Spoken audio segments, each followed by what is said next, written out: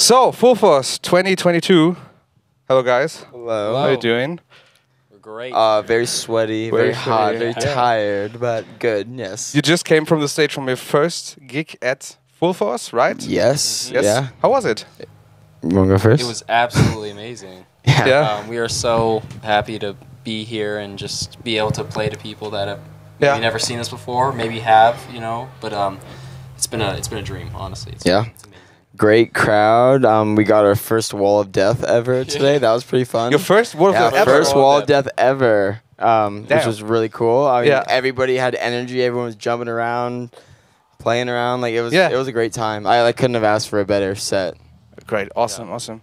So it's part of an European tour you're doing right now. You're playing Cologne tomorrow, I guess? believe so. I think so. Yes. I know the place where you're playing. It's MTC in Cologne, so it's a small venue, small club venue. Do you have a preferred location, like more open air stages or rather club stages? Oh, absolutely. I like it's kind of this funny thing is even though Space Cowboys started to play bigger and bigger places, I'm still a lover of basement shows, like very cramped, tiny rooms that are full of people, and that's something like personally I'll always love, no matter what. I mean, I think I'm starting to like the open air. The flashy ones. The summer ones. tour circuit has really turned me on to just being out in the open. It's awesome. Yeah, I mean, this is our first big fest run in Europe and the UK. We did Outbreak, we did Jer on Air, we did Rock for People, we played Full Force today. So the last of the tour, the fest we're playing. So it's definitely been really, really cool because we haven't gotten to experience this yet. So we're definitely looking forward to hopefully doing it again next year. But the open air thing is cool. Festivals are a lot of fun. But I will always be I like my cramped shows where people are crawling on top of each other to get to the front. Sweat is dripping from the roof. Literally. It's like that. It's like that meme from The Office with the stage with just some pallets over top, and it's maybe this high on the. I mean, I like this stage. Yeah, this is the stage like this. Yeah, exactly. Those are my favorite places to play. Of course, understandable. So your last record, The Romance of Affliction, was released last year, I guess, late last year in November. November. How was the reception of it? It kind of blew us away because it was an album that we were trying new things on. You know, so we had no idea. We wrote it over the whole pandemic for 2 years, and we really didn't have any idea how it'd be received. But from literally the first day we released it at our release show, people were already singing along, great, climbing on top of each other to get to the front. It really blew me away because I kind of thought I don't know if people are gonna like it. It's really different than what we've done. But it still has that energy, but you never know. But from our release tour, it was just wild and coming and playing UK. Seeing even people over here doing the same thing I see in America. Diving on top of each other, all rushing to the front, everyone grabbing me for the mic. It's really amazing. Yeah, it's been really amazing. Great. The album has been I guess a blessing for us. It's done a lot for us. It's been great to come back from the pandemic and just have more and more energy and just because we stopped at a really weird time. A lot of members have been coming out, and then we were just oh, okay, we're gonna write this record. We got a lot of our old founding members back, and we're this feels right. So coming back and playing this new album has felt it feels right. Everything's clicking in, and to see people receiving it that same way and just vibing off of of course, it's been awesome. Well, because for me, I had no idea if people were gonna forget about us during the pandemic. We would come back and nobody cared, but we came back and we were playing to twice as many people in every room we played in. We did a full US is kind of a let's see how it goes, and it was just insane how it was way crazier than we left off, And I even remember that it's got very good reception by the critics. I mean, it was getting 9s and 10s, which kind of I was I never thought that would be us, people talking about our music, and especially for me, that was a record that was really personal to me. I was very of course, it was very cathartic and a very just transparent record of what I've been going through during the pandemic with addiction and mental illness and stuff. And to have it be so well received is kind of really validating to me. So I'm I put all like the ugly, the truth in that record, parts of what I've been dealing with, and people to see it like just have that reception come back at me has been really, really cool. Sure. So you got on that album 2 featurings with, I would call them legends of all this time. Absolutely. Aaron Gillespie of Under Oath and Keith Bucky, which is one of my personal heroes from X Every Time I Die.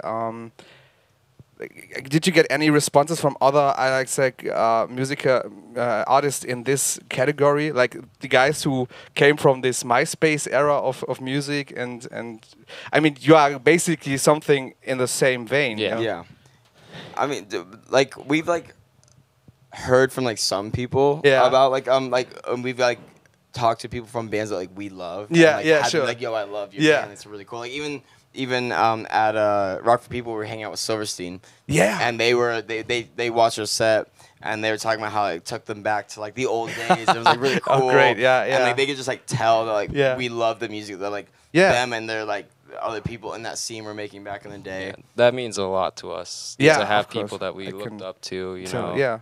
When we were growing up. And like Shane is an awesome guy. He's a really supportive super guy. Friendly, super great. Amazing band. It's happened with a few bands, and it's really cool for us as a band that takes a lot from the past, you know? And like tries to take that and like spin it into our own thing. It's really cool to have a lot of these old bands like just, you know, like I guess anyway complimenting us. And almost like it feels like it's validating to be like, okay, cool, like they're not just like pissed that we're like taking what they did and like, you know, doing it our way now. It's almost like it feels like it's like cool. They stole our songs. They were always ideas. Oh my god. We're not stepping on anyone's toes. Like it's not like they're not like scoffing at us like, oh, this fucking band. That's like, amazing. No. That's really good. It's been really, really cool. To have Keith and Aaron on the album. It's great guy. We're super happy that they. I interviewed him once. He was such a nice guy. It wasn't like a super planned thing. They were both super late minute additions. We were literally in the studio. And we were just like, oh, like we'll try it, like hit them up. And it was just like, okay, cool. They're both down. The worst thing he can say is no. So exactly. Why not? And he was in it. Within like a day, it was like, yes, they both like love to do it. Like, it was amazing. So like we're talking about the obviously influence from the MySpace era of music and metalcore and post-hardcore. We have a lot of other bands who are doing this as well, like Static Dress, very newcomer from the UK. We got Dying Wish, which are a great band. I'm really big fan of them.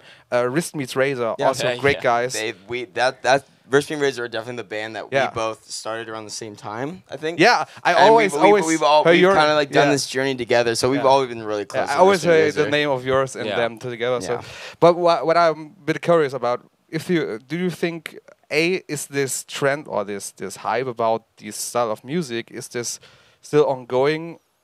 Definitely reach its peak, and if it's got its peak, what comes next out there? Maybe for you and maybe for the other bands. It's weird for me because and this is, I know Wrist Meets Razor feels the same because I've talked to them about this, because we've been doing this since 2017. So even before the whole like 29 scene, like where people started to pay attention, we've been doing it before the revival was a thing. So like for us, like we're never gonna stop. It's what we do. I mean, maybe for bands who just like saw that the hype was coming and then jumped on that boat, it might just kind of like fade away. Yeah. But for us, like this is like what we do. Yeah. It's like it was never about like when we first started, and when Wrist Meets Razor first started, it was never about like a revival or creating a scene, or really it was like literally for fun. We're just hey, we like this music. Yeah. Let's, you know, this is what I want to do. I want a sass and I want breakdowns and it was really just fuck it, I don't care, we're gonna do it anyways. We do what we want to. And like people didn't give a shit at first. It took a while. It was like very niche. And then when it got popular, of course, bands started doing it more. And more. So like I said, like I think like the bands who did it for that reason will fall off and chase another trend. Like, it's cool, whatever. But for us, like we're gonna.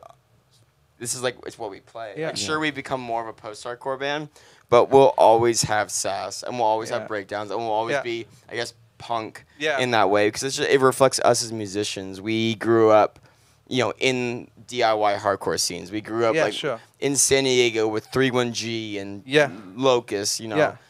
And so like for us, like we're just always gonna do that. Yeah, great.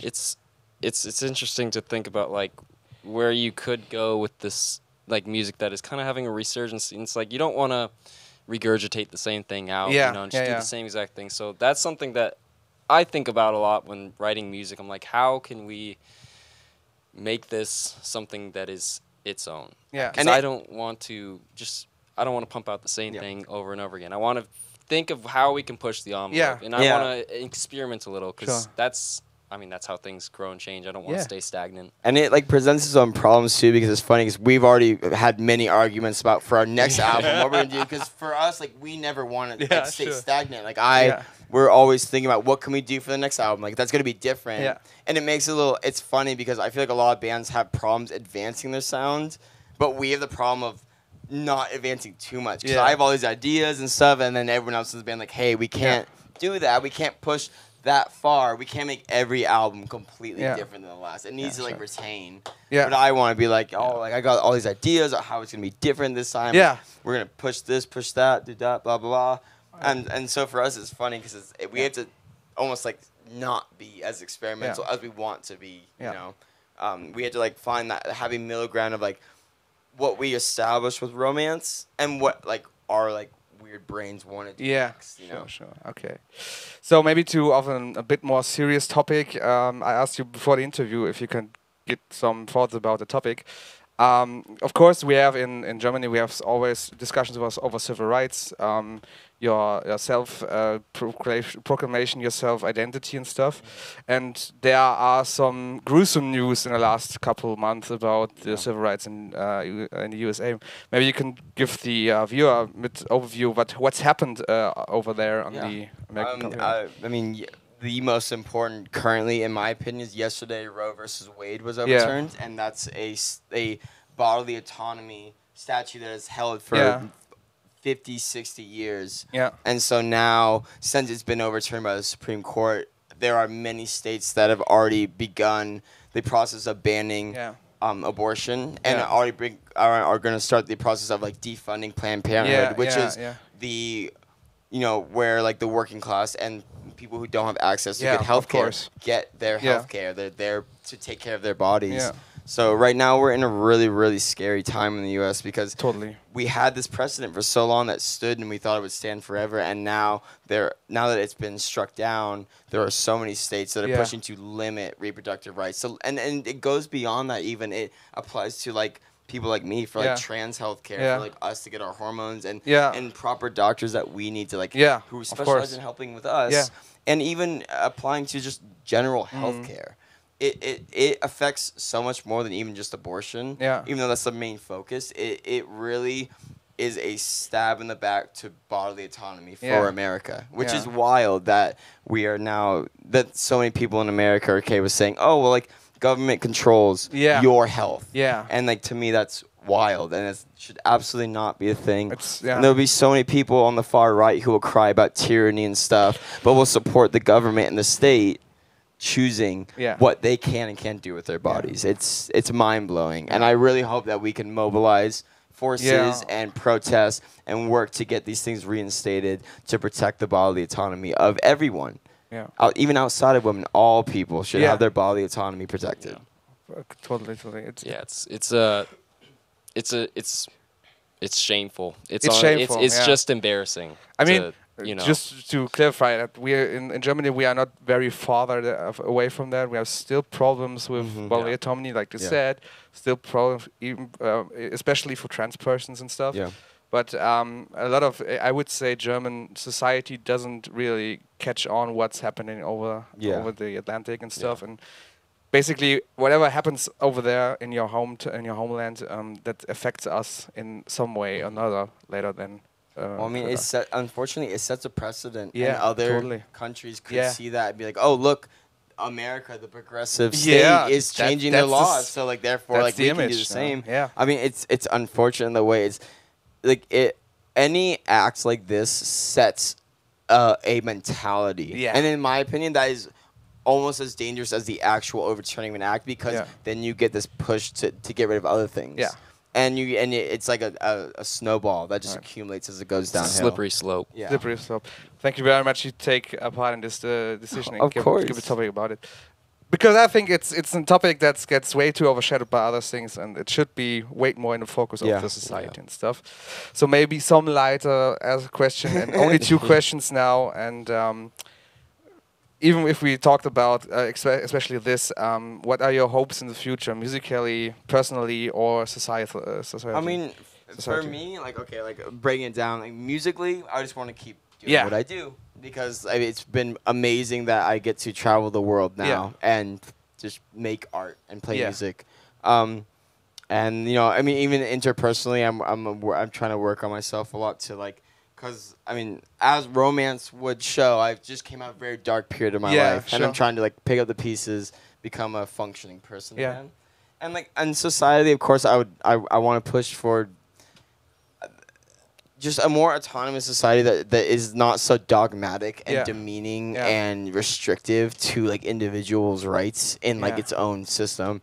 I mean, almost like take a laissez-faire approach to us as people and what we do, and like and instead of focusing on so much on abortion and stuff like that, like focus more on like fixing the homeless problem, fixing houseless problems in America, like feeding people. There are people starving in our fucking country. There are people who live on the streets who have nowhere to go. There are children who spend the most important years of their life in an orphanage. But people want to fucking complain about abortion. It's like we'll take care of the kids that are already here, who sit in orphanages because women don't have good access to abortions, even with the statutes we used to have. Yeah, of course.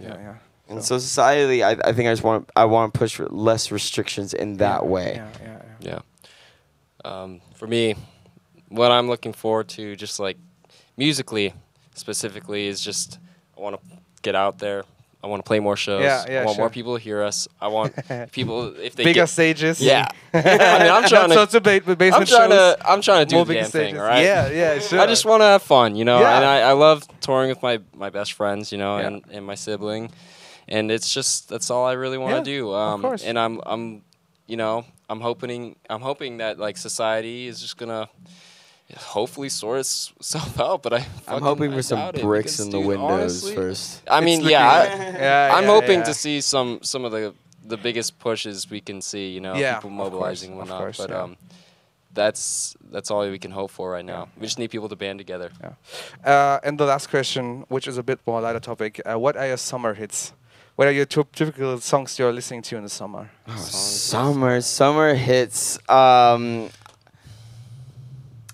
I want to say I'm going to listen to some Wham. I'm going to listen to ABC, Look of Love. Oh, yeah? All right. I'm going to listen to a lot of Passion Pit because that was an amazing band that was coming out when I was in high school. What else is fun summer music? I got some stuff. Yeah, what do you have, Ethan? I'm going to be listening to an amazingly bubbly gay album by an artist named Baths in L.A. Baths. He's amazing. Yeah. And his album Romoplasm is just He's saying that because he has a crush on him. I have a crush on him. Yeah. Very big crush. But also, I'm going to be listening to Bjork as well. Yeah, we're always Bjork going to listen to Bjork. Summer hits, you know. Awesome artists, awesome women. Listen to pagan poetry over and over and over again at night. Yeah. All right. Yeah. Cool. Yeah, I mean, I'm trying to think of anything else. Karma Chameleon. Karma Chameleon. It's a classic. It's a classic. It's a catchy song. Catchy classic. You just want to dance. I can work with it. It's fun. It's fun. I can get behind this.